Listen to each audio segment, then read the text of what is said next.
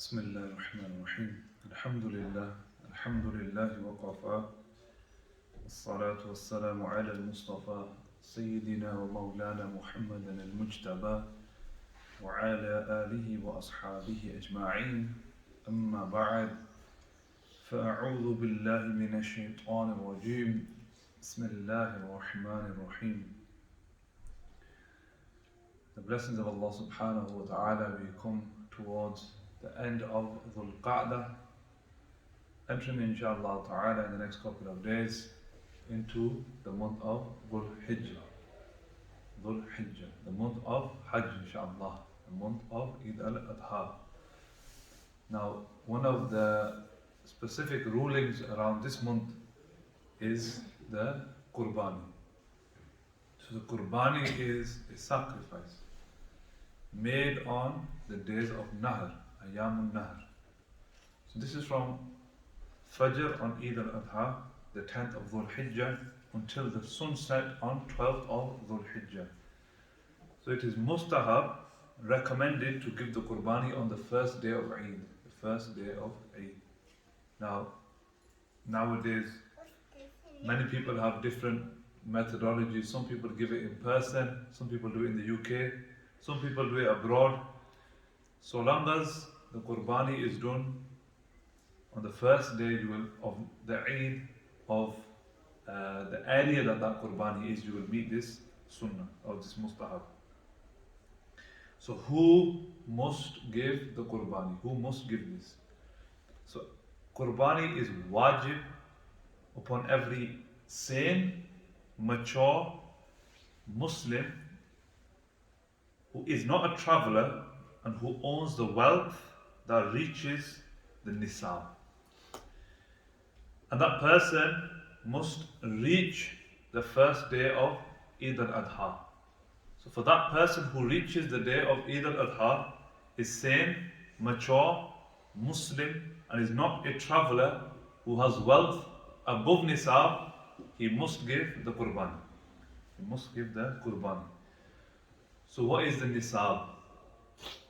So nisab has two measurements. One, the price of gold. Second, the price of silver. So in terms of gold, it is 87.48 grams of gold, or £4,318.84. That's just gold. And the rulings, which is more prevalent, and we generally take the ruling of the grams of silver for nisab, which is 612.36 grams worth of silver. So approximately £368.46. So these are estimations. We generally take the ruling of nisab from silver. Why? Because we don't have wealth like our previous generations where there would be gold coins and specific ornaments of gold, and that would constitute as wealth. Nowadays our wealth is spread out in terms of money, in terms of jewelry, in terms of the various assets that we have that come under the Sharia. So it's very important to understand this, that if you have more than approximately, call it £400 in wealth, after your basic necessities, then you must give Qurbani. You must give Qurbani. And you must look into the rulings of Qurbani. So for example, for certain animals, they only constitute as one share. Certain animals constitute, you can have, for example, 7 shares in a cow or a bull, for example. But you must understand that there are specific rulings for these types of animals as well. They must be past a certain age. They must be healthy without any major defects.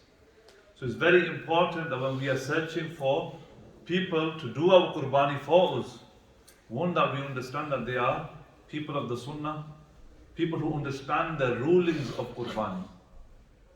It's not sufficient enough for us to say, yes, here you go, £25, £10 for Qurbani, and go give it. I'll give you an example.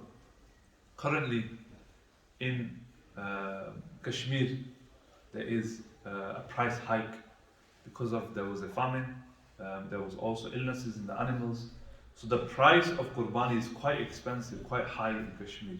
So we know that those people who are claiming provide cheap Qurbanis in Kashmir either are not providing the Qurbanis in Kashmir or they are not fulfilling the Sunnah. Because you can't do one or the other in the current climate, for example. So this is very important to understand, that you can't just give your money and say, yes, I fulfilled my obligation for Qurbani. You must do your due diligence. Similarly to how we do our due diligence for everything else. If you are trying to get renovation done in our homes, we get 2 or 3 different quotes. We ask people about the person who we might undertake to do the work, and if we get good reviews, then we go with that person. Similarly, you must do the same with Qurbani. You must make sure that the obligation is upon yourself. It's upon yourself. Just by giving your money does not remove that obligation from yourself. Similarly to those who give tax in their self-employment. If you get an accountant to do your self-assessment forms, if he makes an error, who's responsible? You or the accountant? It's you. You are the one who's responsible.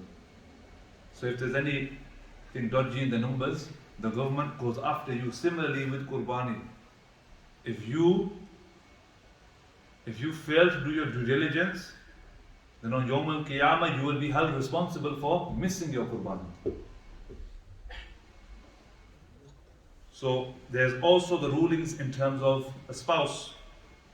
So a wife who fulfills the above conditions, so it's saying mature, Muslim, not a traveller, has more wealth than Nisab, meets the day of Eid al-Adha, then she must pay for it herself. But the children do not have to. But if the husband, which is generally the case in our communities, gives the Qurbani on behalf of the spouse, on behalf of the wife, he must take permission to do that. He must take permission to do that. And then the Qurbani will be valid. If there's no conversation, if that permission is not sought, then the Qurbani will not be valid for the spouse, for the wife. Because the obligation is upon her for her own Qurbani. So what is the age of responsibility? What is the age of responsibility? So boys and girls must give their own Qurbani if they fulfill the above conditions and if they show signs of maturity. Signs of maturity. In Islam, you are either a man or a child. You are either a woman or a girl. There's none of this, or you're a teenager, or you're in a pubescent years. You're either one or the other. Above the age of maturity or under the age of maturity. So what is that age? So for girls it can be as low as 9 years old. Can be as low as 9 years old. For boys it can be as low as 12 years old. Generally speaking, the average is around 15 years old. Again, you look for the signs. Has that child matured? And then it is upon that individual to give their own Qurbani. Yes, fathers can give their Qurbani on behalf of those children who have reached the age of maturity, but again, there must be a conversation. Okay? So this is something that we must understand as well.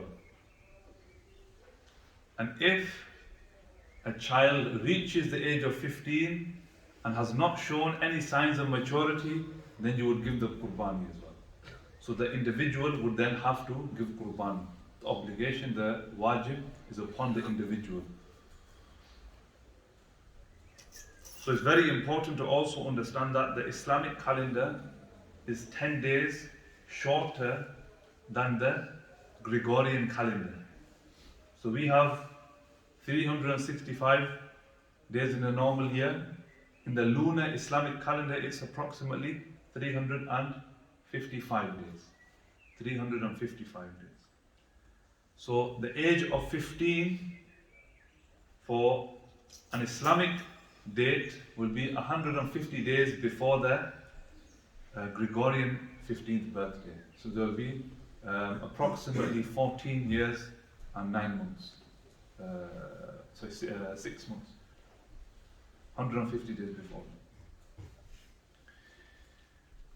So the Qurbani, it is wajib to sacrifice one goat or sheep or 1/7 of a camel or cow. So one goat or sheep counts as one person's obligation, and one camel or cow counts as 7 people's obligation. However, you cannot just randomly pick 7 people and say, I've given Qurbani upon them, 7 people. They must be named. They must be named per Qurbani. This is why when you give Qurbani, even here in the UK, normally the animal will have a tag on, and that tag will have the names of the people. Nowadays it's become common to send videos as well if they've done abroad. You will see that the person who is recording will say this Qurbani is on behalf of so and so person from such and such area. Very important, because I heard of this case where there was a Facebook bidding where people were giving Qurbani for this one animal, and it went up to about 200 or 300 people. 200 or 300 people. And this is because of misinformation and lack of Islamic knowledge. And that 200 or 300 people then did not meet the Islamic obligation of Qurbani. Why? Because the hissa or the shares for a cow or camel are 7, and for a goat or a sheep is one person's obligation. You cannot mix the two. It's very important to understand this. That's why when you're giving your Qurbani, it's very important that you either know the organization or you know the person that's going to do the zabah, so that you meet your obligation. And then there's the sunnah of Rasulullah sallallahu ta'ala alayhi wasallam, where he states in sunnah, it's recorded in Sunnah al-Nisa'i, where Rasulullah sallallahu alayhi wasallam said, whoever intends doing Qurbani should avoid clipping his nails or cutting his hair for the first 10 days of Dhul Hijjah. The first 10 days of Dhul Hijjah. So it's very important that we understand then the Islamic calendar, so that we can meet these sunnahs. This is a mustahab action, it's not wajib, it's not compulsory for you to do. However, we should strive to fulfill anything which is connected to Rasulullah sallallahu alaihi wasallam. Anything connected to Nabi Kareem, Ra'ufur Rahim, we should strive to fulfill. So we should all try that before the 1st of Dhul Hijjah, we get our hairs cut, we get our nails cut, and we groom ourselves so that for the next 10 days, we don't have to cut our hair, we don't have to cut our nails, and then we can fulfill the sunnah of Rasulullah sallallahu alaihi wasallam. And I've mentioned this to you before, that the Prophet sallallahu alaihi wasallam, he said that in times of fitan and fasad, in times of trials and tribulation, the one who revives my sunnah will receive the reward of a martyr. Will receive the reward of a martyr. These are the forgotten sunnahs of Rasulullah sallallahu alaihi wasallam. But we should try to act upon these sunnahs. So then what's now left is, who is the meat going to be given to? So it's mustahab, again not wajib, to split one's Qurbani into 3 parts. Mustahab. The first third to be given as sadaqah. 1/3 to be given to one's relatives, and 1/3 to be kept for oneself, to eat for oneself. For example, for his own household, his own wife and his own children. And if one wishes, he can give all the Qurbani as sadaqah, but it's better to keep it in thirds. Some people ask the question, in the UK, where do you find poor people? There are many different food banks, there are many different organizations now that organize weekly feeds, monthly feeds. So reach out to them. Reach out to them. And if not anything, arrange for the meat to be cooked either by yourself or by them. What sometimes we do as a family is that we'll freeze the meat and then we can use it later. But again, we can still fulfill the sunnah in splitting into 3 parts. But it's very important that we strive to revive these sunnahs, these things that connect us to Rasulullah sallallahu ta'ala alayhi wa sallam. I pray Allah tabarak wa ta'ala gives us tawfiq to increase in our Islamic knowledge, to strive in the path of Rasulullah sallallahu ta'ala alayhi wa sallam. Wa akhira da'waya and alhamdulillahi rabbil alameen.